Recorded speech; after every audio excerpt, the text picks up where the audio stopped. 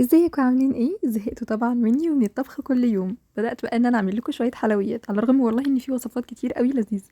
تعالوا مع بعض نشوف عملنا ايه. جبت لتر من الحليب ونزلت عليه باربع معالق من السكر ورشه من الفانيليا.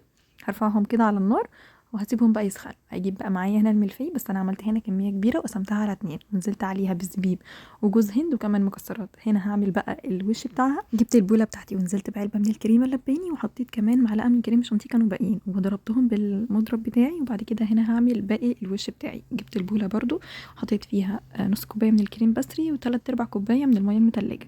هبدا برضو ان انا اقلب، وطبعا حطي ايديكي لو انتي ما عندكيش البتاع اللي بيقفل زي كده.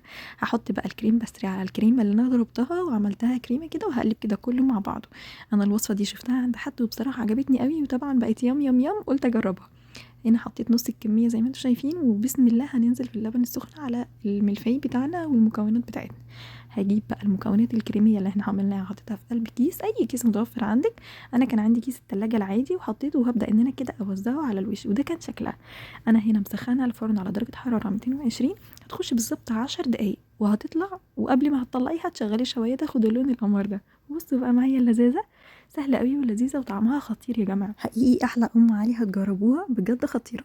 الوصفه سهله ولذيذه، وما تطولوش عليها في الفرن عشان ما تشربش السوائل بتاعتها. ويلا فول عشان نشوف وصفات الجايه.